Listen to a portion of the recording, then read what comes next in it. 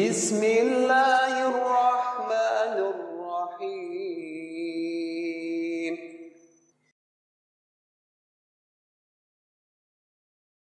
Bismillahirrahmanirrahim. Assalamualaikum warahmatullahi wabarakatuh.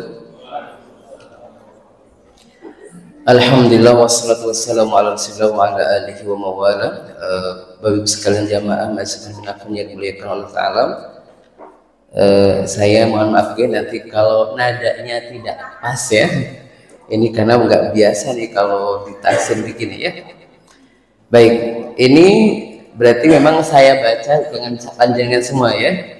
Baik, ini nadanya terserah saya ya. Ganti-ganti ya. Baik ya. Oke, sebelumnya kita baca Fatihah terlebih dahulu bersama-sama. A'udzu billahi minasy syaithanir rajim. Bismillahirrahmanirrahim. Alhamdulillahi rabbil alamin. Ar-Rahmanir Rahim. Maliki yaumiddin. Iyyaka na'budu wa iyyaka nasta'in. Ihdinas siratal mustaqim. Siratal ladzina an'amta 'alaihim ghairil maghdubi 'alaihim waladdallin.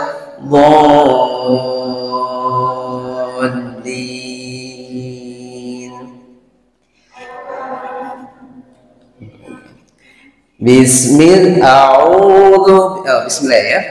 Bismillahirrahmanirrahim. Wa ma arsalna fi qaryatin min nabiyyin illa akhadna ahlaha bil ba'sa'i wad-dharra'i la'allahum yadarra'un. Thumma baddalna makana as-sayyi'atil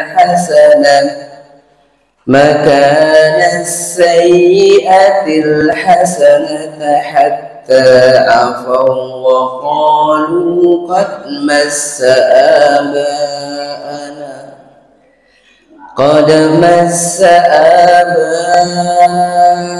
ad-dharra'u was-sarra'u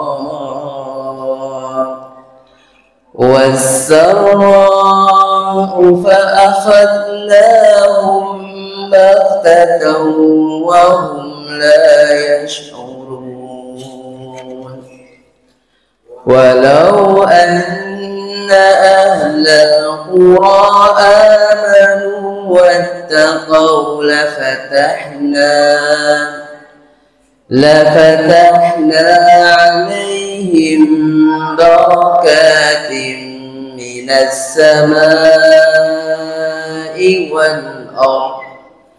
من السماء والأرض ولكن كذبوا فأخذناهم بما كانوا يكسبون. أفأمن أهل القرى أن يأتيهم بأسنا بياتا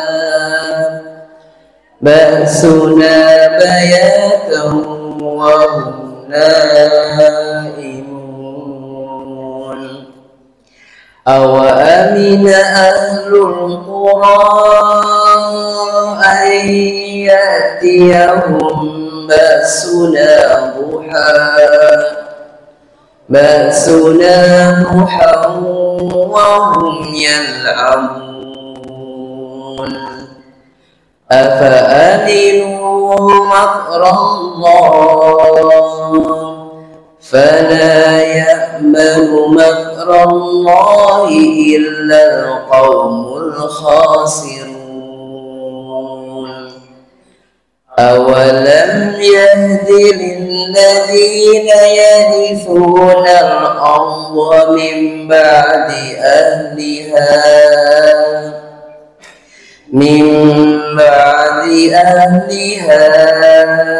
أن لو نشاء أصبناهم بذنوبهم ونطبع على قلوبهم فهم لا يسمعون تلك القرى نقص عليك من أنبائها ولقد جاءتهم رسلهم بالبينات فما كانوا ليؤمنوا بما كذبوا من قبل كذلك يطبع الله على قلوب الكافرين ثم بعثنا من بعدهم موسى بآياتنا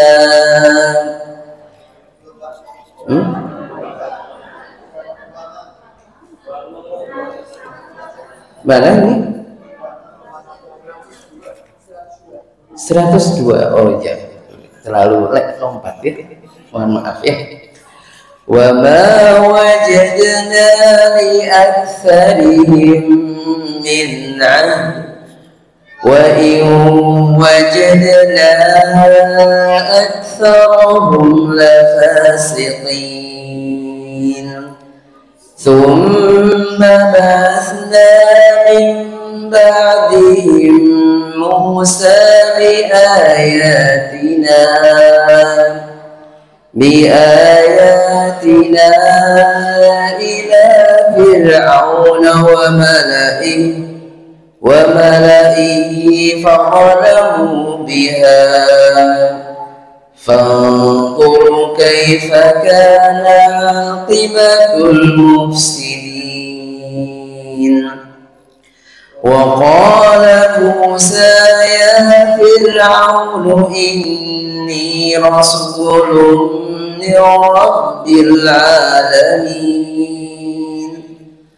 حقيق على أن لا أقول على الله إلا الحق قد جئتكم ببينة من ربكم فأرسل معي بني إسرائيل قال إن كنت جئت بآية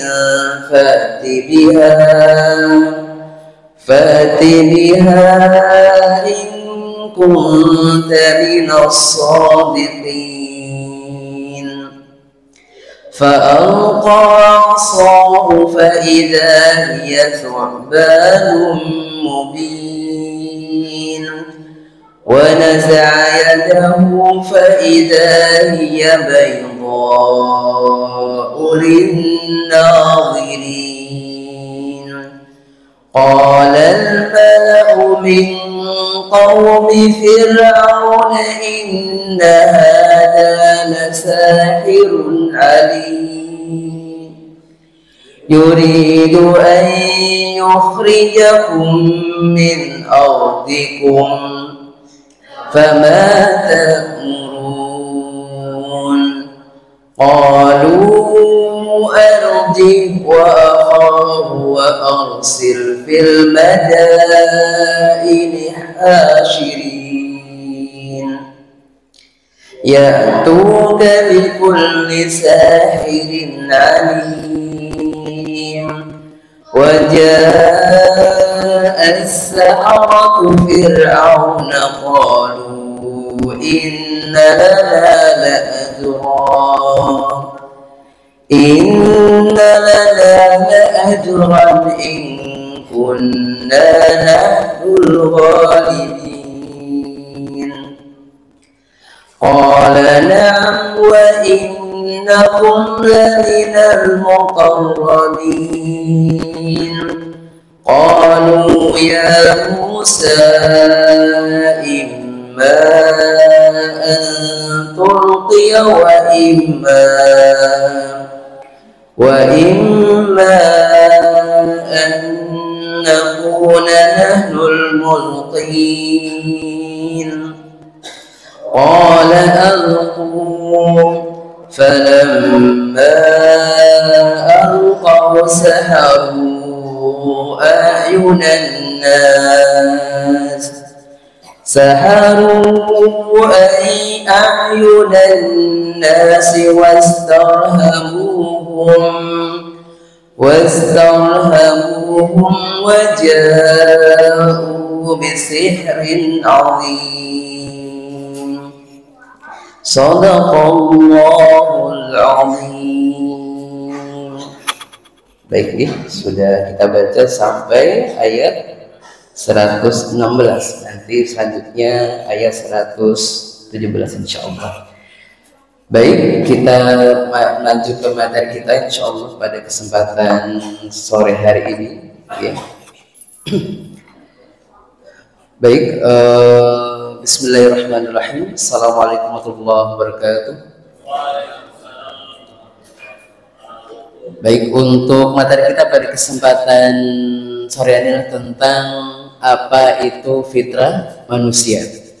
Ini kita akan mentadaburi Quran surat Ar-Rum ayat 30 yang bunyinya adalah A'udzubillahi minasyaitonir rajim fa'aqim wajhaka lid-dini hanifa fitratallahi allati fataran nasa 'alaiha la tabdila li khalqillah dzalika ad-dinul qayyim walakinna aktsaran nasi la ya'lamun. Allah berfirman, fa'aqim wajhaka lid-dini hanifa. Maka hadapkanlah wajahmu dengan lurus kepada agama Allah Ta'ala. Tetaplah atas fitrah Allah yang telah menciptakan manusia menurut fitrah tersebut. Fitratallahi allati fataran nasa 'alaiha. La tabdila li khalqillah, tidak ada perubahan dari fitrah Allah Ta'ala. Dzalika ad-dinul qayyim, itulah agama yang lurus, walakinna aktsaran nasi la ya'lamun, tetapi kebanyakan manusia tidak mengetahuinya. Di sini memang pertama adalah kita diperintahkan untuk istiqomah di agama yang hanif ya, agama yang lurus. Maka Nabi mengatakan bahwasannya dalam hadis sebutkan bu'istu bil hanifiyati samha. Aku diutus untuk mendakwakan agama yang hanif dan toleran.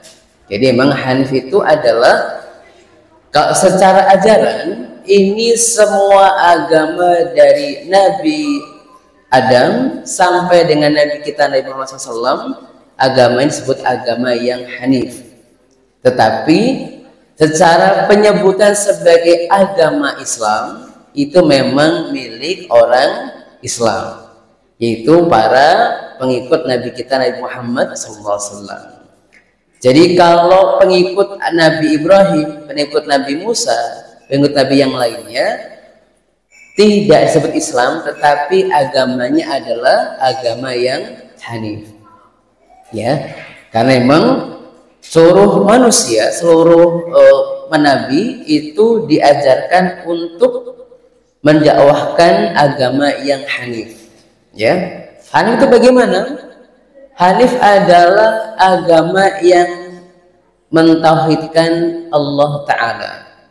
Makanya Allah mengatakan, walaqad ba'atsna likulli ummatin rasulan an ya'budullaha wajtanibut taghut. Allah mengatakan bahwa kami telah mengutus pada setiap utusan itu seorang nabi yang mendakwahkan manusia untuk hanya menyembah Allah Ta'ala. Ya, jadi dulu Nabi kita Ibrahim sampai dengan ajaran-ajarannya, sampai dengan sebelum Nabi Muhammad SAW diutus, di bangsa Quraisy itu ada orang-orang yang kemudian beragama dengan agama Hanif, ya, Hanifiyah. Agama Hanifiyah ini adalah dianut oleh seperti Waraqah bin Naufal, Abdullah bin Muttalib, kemudian juga dianut oleh sebagian seperti ayah Nabi Muhammad SAW yaitu Abdullah dan ibundanya Aminah. Maka dari sinilah maka sebagian ulama kita mengatakan bahwa orang tua Nabi berada di surga. Kenapa? Ikut dengan ajaran yang hanif, ya. Tetapi memang ada hadis yang lain yang menyatakan bahwa abi wa abuka finnar. Ketika itu ada seorang sahabat yang bertanya tentang bagaimana keadaan orang tuaku ya Rasulullah. Maka Nabi mengatakan bapakmu dan bapakku masuk ke dalam neraka. Sehingga memang ada sebagian yang mengatakan bapaknya Nabi masuk ke neraka, Nabi kita Muhammad SAW. Sebenarnya kalau kita memang untuk tentang yang tadi ya Abu Kafinar itu memang masih debatable ya. Tetapi memang yang disepakati ulama bahwa sebuah umat yang kemudian belum ada nabi yang turun kepada mereka, ini disebut sebagai masa fatrah. Masa fatrah itu adalah masa menunggu datang seorang nabi, dan mereka di dunia dihukum sebagai orang kafir di dunia, meninggalku dalam keadaan kafir. Tetapi apakah masuk neraka atau tidak tergantung dengan ujiannya. Kalau dia lolos ujian maka bisa masuk surga, jika tidak maka tidak masuk surga. Makanya memang sebenarnya kalaupun memang ini hadisnya ini bertentangan begitu, yang satu hanif, yang satu mengatakan adalah masuk neraka. Kalau bertentangan, sebagai upaya untuk menyatukan tadi bahwa ya tadi secara di dunia betul Abdul Muttalib, kemudian Abdullah, Aminah, ibu dan Nabi SAW dan ayahnya ini masuk neraka karena kafir. Kenapa? Tidak ikut ajaran Nabi kita Nabi Muhammad SAW. Tetapi di akhirat wallahu a'lam. Kenapa? Karena memang apakah ada kemungkinan surga? Bisa jadi. Ya, bisa jadi kemungkinan surga. Karena apa? Karena memang kalau dia masuk ke dalam golongan ahli fatrah, maka akan diuji sama dengan orang-orang di pedalaman sana ya, yang tidak pernah dengar tentang Islam sama sekali. Tidak mungkin Allah akan menyiksa mereka tanpa ada penjelasan. Tetapi mereka di dunia selama mereka tidak Islam maka tidak dianggap sebagai seorang muslim dan itu kafir ya, seperti itu. Tetapi di akhirat bagaimana? Wallahu a'lam bishawab. Jadi kalau kita sebagai umat Islam pasti lebih senang kalau ayahanda dan ibunda Nabi masuk surga, kan pasti lebih senang ya. Kenapa? Kayak kita lah. Kita itu kan kalau bapak kita masuk surga, ibu kita masuk surga, kan lebih senang ya.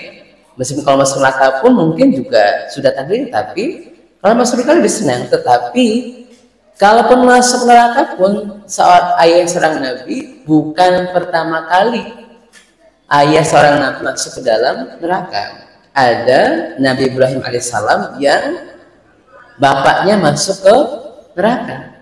Azar itu kan memang masuk neraka. Kenapa? Karena begitu Nabi Ibrahim dakwahkan dia tidak masuk Islam, bahkan menjual berhala gitu ya, sehingga memang sangat bertentangan dengan anaknya. Artinya apa? Jadi kita tentunya tidak usah dipusingkan dengan begitu ya. Ya artinya kita doakan saja mudah-mudahan kalaupun memang masih diuji, berarti mudah-mudahan paling bahagia kan kalau kita punya orang yang kita cintai dan orang tuanya masuk ke dalam surga, itu paling senang. Tetapi kalaupun tidak masuk surga, bukan pertama kali ada nabi yang orang tuanya tidak masuk surga, bukan pertama kali. Ada nabi-nabi yang lainnya, ya, seperti itu. Sehingga seperti itu, okay?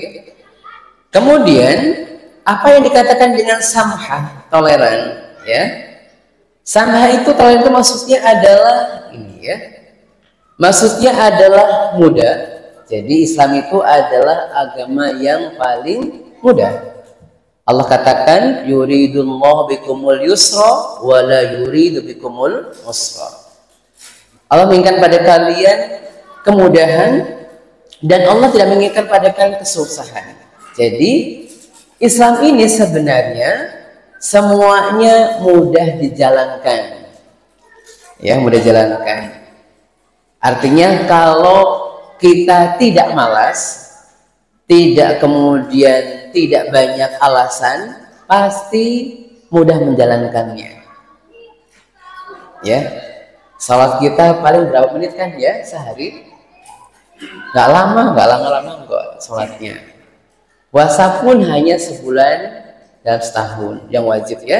Yang lain kan bonus, monggo tinggal pilih saja. Tapi sebenarnya mudah dijalankan, ya.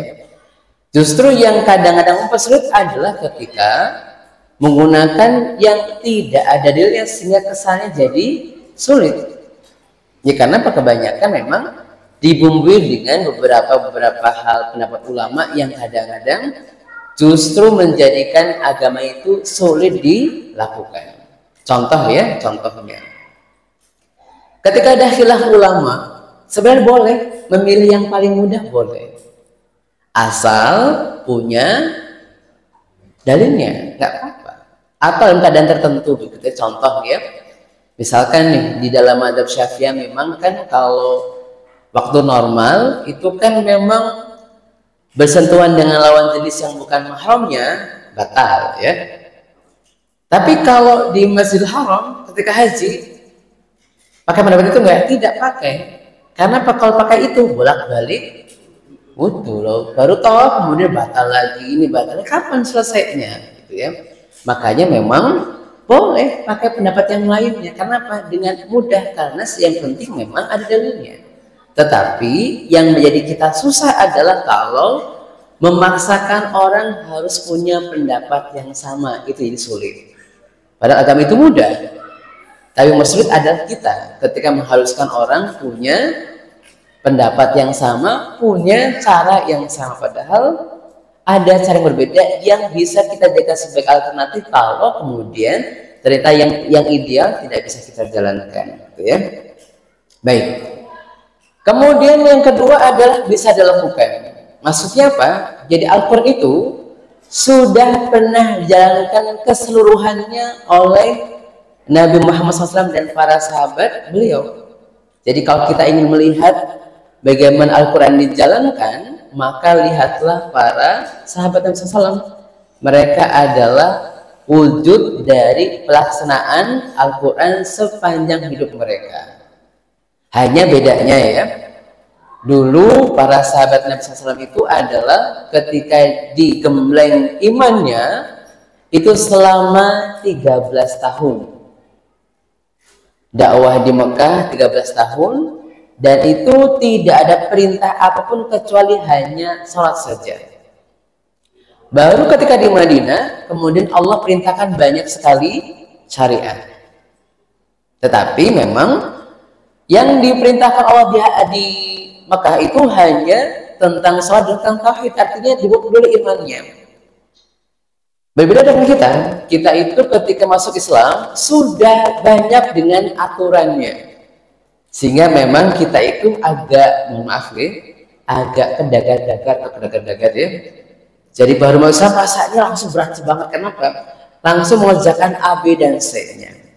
Makanya memang kalau dulu para sahabat Nabi digembleng imannya baru menjalankan syariat, kalau kita menjalankan dulu baru imannya dipupuk. Sehingga Kalau masih menjalankan tapi masih ogah-ogah, masih normal, kenapa? Karena memang jalan dulu baru kemudian iman. Bukan iman dulu baru jalan. Bang, kalau nunggu 13 tahun mu'alaf ya repot ya, nanti nggak sholat 13 tahun gitu ya. Wong kita aja yang seumur-umur masuk Islam aja belum tentu baik kan ya.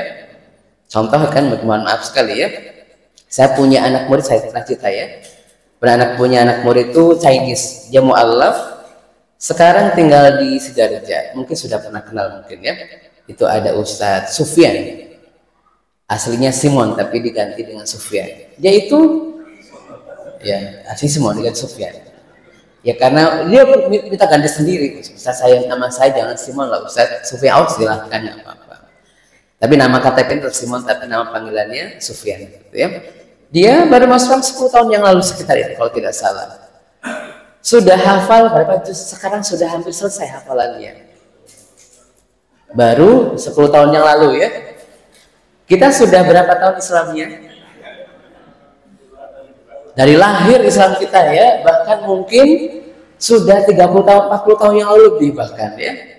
Kira-kira dengan tadi murid saya itu, Masya Allah, kalah jauh ya ternyata. Artinya apa? Memang betul. Jadi memang kadang-kadang jalan dulu syariatnya tapi imannya yang butuh butuh pendampingan, sehingga sekarang itu sebenarnya kita itu bukan untuk menjalankan Islam dengan itu, bukan nggak ada syariatnya, imannya dipupuk lagi. Kenapa? Syariat sudah ada, tinggal menjalankan. Tetapi kadang-kadang ada yang menjalankannya karena terpaksa, ada yang karena kemudian ingin dapat pahala, ada yang karena memang sudah imannya luar biasa. Tapi awalan kita pasti begitu, menjalankannya pasti agak terpaksa lebih dahulu, tapi nggak apa-apa. Tapi insya Allah bahwa semua syariat itu adalah sangat mungkin dilakukan.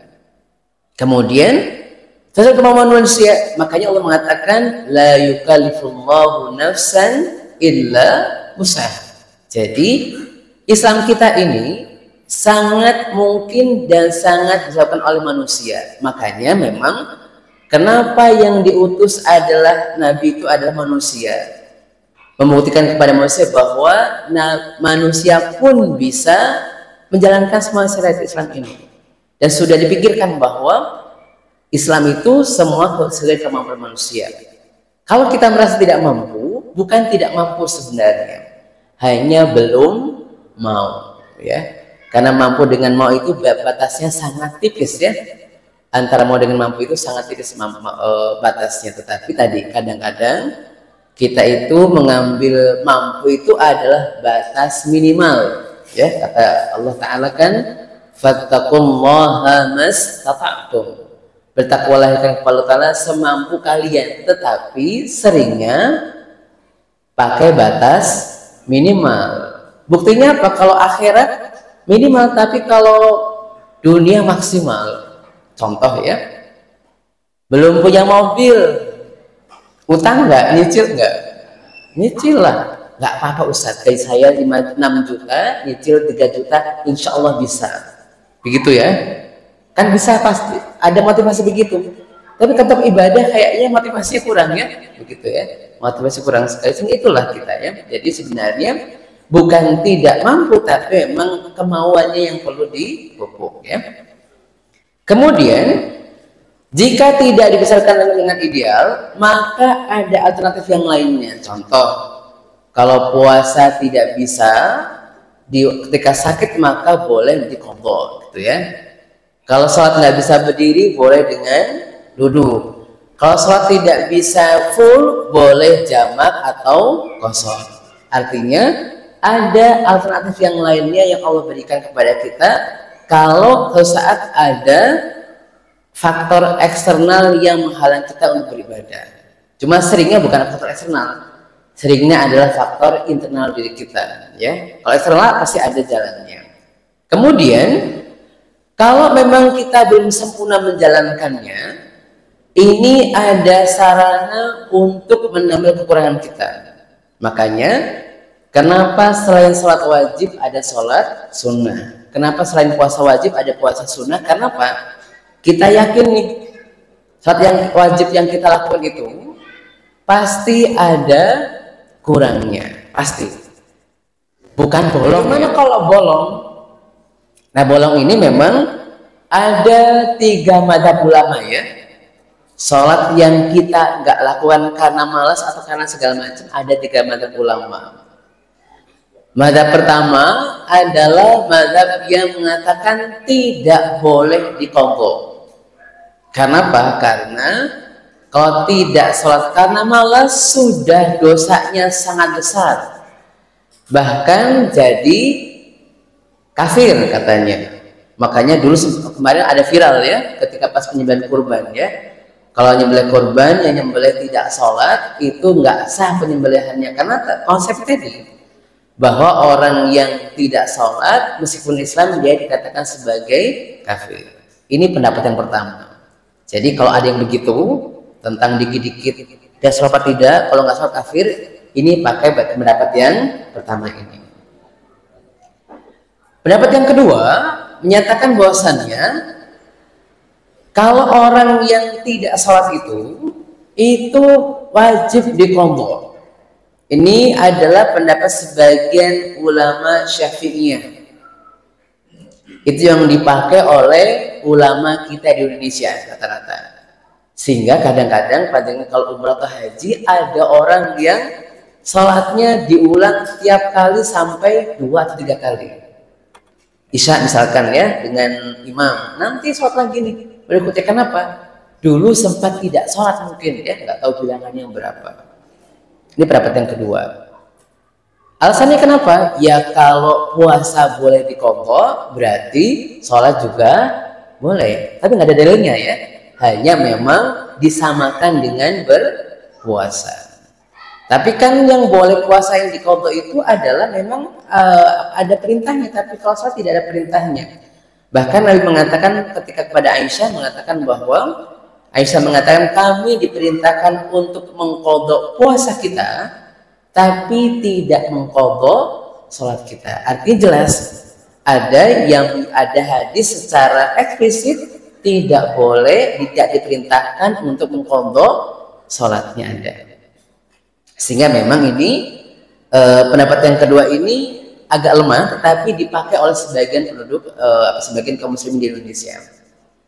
Yang ketiga ini pendapat yang pertengahan. Ini pendapatnya Syekh Utsaimin, dan saya condong pendapat ini yang mengatakan bahwa kalau masih rentang 3 hari masih bisa diqadha. Ya, rentang 3 hari. Contoh ya, anak kita nih subuh bangun orang sholat langsung berangkat sekolah, besok sholat harus diqadha, nggak apa-apa. Karena apa? Untuk pendidikan kan ya. Kalau nggak sholat malah jadi repot. Menjadikan sholat aja, karena ini untuk kalau 3 hari masih oke. Jadi kita pun juga sama. Mungkin sempat kadang-kadang agak kesusu misalkan ya, pengen begini tapi ternyata dijemput kan jadi nggak sholat ya. Segala macam. Tadi awalnya niatnya mau nanti, ternyata begitu nanti sampai kelupaan. Berarti kan ini ada faktor sengajanya yang pertama tuh. Contoh lah ya. Ya kalau misalkan tadi ada kepentingan, sudah ingatkan sholat dulu Pak, gampang nanti, kan tahu ya, gampang nanti, sampai ujung ternyata lupa. Tapi kan bukan lupa awalnya, tapi lupanya sebenarnya sudah ingat nih, cuma sampai ujung jadinya lupa. Ini berarti bukan lupa beneran ya, setengah lupa setengah ingat. Nah kalau begini bisa dikombok gitu. Karena apa? Karena memang kalau 3 hari masih bisa. Ini saya pakai pendapat ini karena apa? Ya tengah-tengah saja. Kalau masih 3 hari masih bisa dikombok kalau kita kemudian pernah mungkin agak malas, pernah mungkin bagaimana begitu ya, atau kemudian nantilah niatnya nanti gitu ya, tapi ternyata sampai malah tidak ketiduran segala macam. Berarti kan ini bukan ketiduran asli, tapi sudah tahu wajib tetapi nunggu nanti malah sampai tidur seperti itu. Makanya kita dikompor gitu ya, seperti itu. Jadi saya pendapat yang ketiga yang mengatakan kalau masih 3 hari masih bisa dikompor. Tapi kalau sudah sangat lama nih ya, nggak perlu dikompor, tetapi harus istighfar sebanyak-banyaknya. Contoh nih, misalkan nih, kita kan memang kadang-kadang sebagian kita kan nggak soleh dari kecil ya. Waktu remaja SMP bolong-bolong sholatnya ingat apa enggak? Kalau tanya mungkin nggak ingat ya. Pira jane ya si orang sholat. Ya akan misalkan ya katanya sudah sholat tapi enggak gitu ya. Atau kayak anak-anak tadi ya, sholatnya sambil ngobrol, kan nggak sholat ya, nggak pernah sholat begitu ya, kan ngobrol begitu. Jadi ya seperti itu. Jadi begitulah. Tetapi kan memang kadang-kadang butuh apa nih penggantinya, sehingga tadi penggantinya adalah banyak istighfar. Sudah Isa ya, baik. Baik, jadi silakan bagi yang bertugas adzan terlebih dahulu.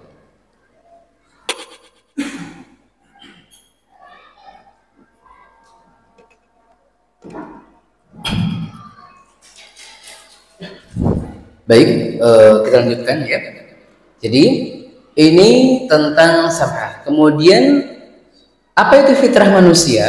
Ya, fitrah manusia adalah modal dasar bagi manusia untuk menjadi khalifah di muka bumi dan menjalankan syariat Allah Ta'ala. Jadi memang Allah muliakan manusia dengan fitrah atau modal dasar untuk sebagai khalifah di muka bumi, karena nanti menguasai bumi ini, maka bumi tadi manusia, dan untuk menjalankan syariat Islam. Jadi kenapa syariat itu tidak diberikan kepada jin?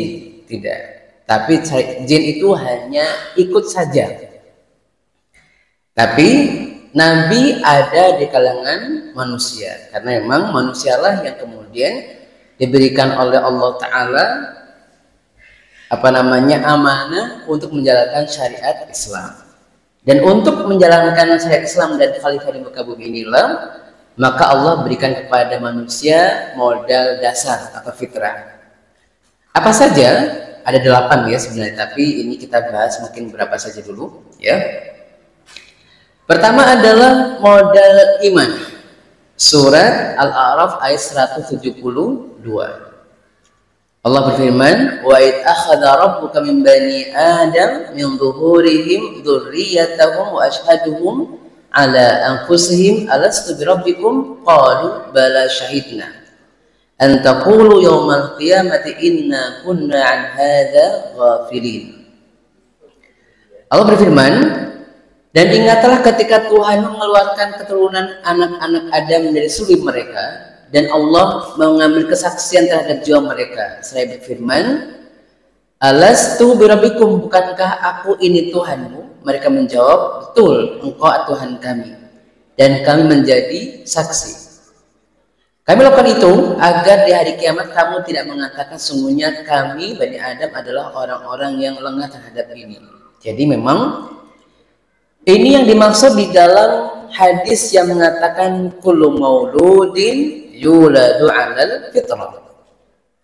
Setiap bayi yang lahir itu adalah dalam keadaan fitrah, fa abawahu yuhawidanihi aw yunasiranihi aw yumajjisanihi. Dan bapaknya lah yang, orang tuanya lah yang menjadikannya Yahudi, Nasrani atau Majusi. Artinya apa? Jadi asalnya anak-anak itu lahir masih punya iman yang sama kepada Allah Ta'ala dengan anak-anak Islam yang lainnya. Tetapi hasil didikan orang tuanya lah yang menjadikan dia Yahudi, Nasrani atau Majusi. Makanya memang dari sini para ulama mengatakan bahwa kalau ada seorang anak muslim yang meninggal dunia sebelum dia dewasa, maka ketika di hari kiamat masuk surga sama dengan orang tuanya wujudnya ya. Jadi anak-anak yang sudah lahir dalam keadaan yang sudah bernyawa itu, para ulama sepakat bahwa mereka akan surga seperti sama dengan bapak dan bapak ibunya. Makanya kan kalau budaya kita biasanya meskipun baru lahir pun tetap dikasih nama, karena mungkin harapannya besok di sana nggak tahu namanya siapa gitu. Padahal kan memang kalau sama beriman kan insya Allah ya sudah ngerti lah, ada sinyalnya langsung sebenarnya. Cuma karena kita bayangkan kita di sini, besok sih kalau saya manggil anak saya namanya siapa, berarti meskipun belum ini pun tetap dikasih nama begitu ya. Bahkan meninggal dalam kandungan pun tetap dikasih nama. Tidak ada keterangannya begitu, tidak ada. Tapi budaya kita begitu. Hanya memang, mohon maaf ya, ini mungkin bahasanya otak-atik gatuk aja ya. Karena biar kan surga nih, biar besok ada namanya sehingga kita yang ngasih nama. Padahal tidak harus, karena dikasih nama itu ya ketika 7 hari baru kasih nama ya, sudah lahir. Kalau sudah lahir ke dunia, adapun ketika masih keguguran di atas 4 bulan sudah ada nyawa, tapi tidak masalah sebenarnya. Kenapa? Nanti akan nunggu kita kok, insya Allah gitu ya. Ini kalau meninggal dunia sebelum usia balik ya. Kemudian kalau kemudian ada anak non muslim, anak orang Nasrani, Yahudi, orang kafir begitu ya, ketika meninggal dunia sebelum di usia balik, maka masuk surga sama. Hanya memang kayak apa di surganya itu ada perbedaan ulama di sana. Kalau sebagian ulama mengatakan bahwa di surga itu menjadi anak-anak yang abadi, sebagaimana katakan dalam surat Al-Insan, wa yatufu alaihim wildanun mukhalladun, dan penduduk surga itu akan digilir oleh anak-anak yang abadi. Dan ini spesial, para Imam Ali bin Qayyim al-Jauziyah mengatakan bahwa anak-anak yang abadi itu adalah biasanya Allah berikan kepada para wanita yang tidak punya pasangan di dunia, maka dia mendapatkan nikmatnya adalah anak-anak yang abadi, tidak pernah tua. Atau punya pasangan dan memilih untuk tidak. Contoh ya, kan memang idealnya kan begitu ya. Suami istri kan sudah bersama idealnya ya. Cuma kalau lagi emosi kadang-kadang nggak begitu ya. Aduh Ustaz, boro-boro di surga lah, di dunia aja sampai gitu ya. Karena kadang lagi emosi ya, cukup dunia saja, akhirat sudah enggak. Dikiranya di akhirat masih ada faktor marah-marah dikiranya, sehingga nggak usah di akhirat deh gitu ya, dunia aja begitu ya. Tapi bisa jadi ketika emang suaminya tidak Islam, maka bisa jadi ya dia ada di sendirian saja, atau kemudian dia meninggal dalam keadaan belum punya suami, maka ya di surga saja. Tapi hiburannya adalah anak-anak yang abadi. Tetapi kalau bapak-bapak memang fitrahnya laki-laki ada senang perempuan, sehingga apa jaminannya? Bidadari di surga. Normal ya, normal sekali. Ibunya nggak perlu cemburu ya Bu ya. Kenapa? Itu di akhirat nggak apa-apa, di akhirat sudah tidak ada cemburu segala macam. Gak usah khawatir Bu ya. Kalau misalkan ada seorang wanita yang memilih ingin bersama dengan suaminya di surga, nanti menjadi ratu di antara para bidadari, insya Allah ya, begitu. Jadi pasti punya, oh ini ratunya, yang lain dayang-dayangnya begitu ya, insya Allah. Ya, karena begini. Kata Nabi, ada seorang wanita yang bertanya kepada Nabi SAW, ya Rasulullah, siapa yang paling mulia? Para wanita di surga atau wanita dunia yang masuk ke dalam surga? Kata Nabi, wanita di dunia yang masuk surga itu lebih mulia daripada wanita di dunia, dari wanita di surga. Beda dari itu maksudnya. Kenapa? Yang sakit hati kan yang di dunia kan? Yang capek yang di dunia, yang marah-marah di dunia, yang sakit di dunia, yang banyak penderitaan di dunia. Masa sama dengan yang di akhirat? Tidak. Otomatis dengan perjuangannya pasti lebih baik pastinya gitu ya. Tapi tadi nih Bu, siap bersaing dengan para bidadari Bu ya. Mohon maaf ya gitu ya. Gitu. Jadi tapi insya Allah nggak cemburu lagi karena sudah hilang kecemburuannya, sudah hilang. Baik ya, ini tentang iman ya. Jadi karena memang manusia fitrahnya diberikan fitrah oleh Allah Ta'ala bahwa dia diberikan fitrah untuk beriman kepada Allah Ta'ala. Makanya ketika kita mendidik anak-anak kita untuk Islam, itu sebenarnya adalah mendidik mereka agar terus dengan fitrah mereka beriman kepada Allah Ta'ala ya. Baik. Kemudian fitrah yang kedua adalah fitrah untuk perbedaan bakat dan kecenderungan ya. Surat Al-Isra ayat 84, Allah mengatakan, "Qul kullu ya'malu 'ala syakilatihi farabbukum a'lamu man huwa ahda sabila." Katakanlah Muhammad, setiap orang berbuat sesuai dengan pembawaannya masing-masing. Maka Tuhanmu lebih mengetahui siapa yang benar jalannya. Jadi memang kita semua ketika menjalankan agama itu adalah kita punya kecenderungan yang berbeda-beda. Contoh begini, misalkan kalau ini secara otak saja ya, kalau orang yang senang matematika biasanya senang ilmu yang pasti. Jadi kalau ngaji pun pengennya benar dan salah. Kalau nggak hitam ya putih, kalau nggak putih hitam, begitu aja. Sehingga setiap kali kajian pun mengatakan yang benar ini, yang lain salah. Karena apa? Karena memang tipikalnya begitu.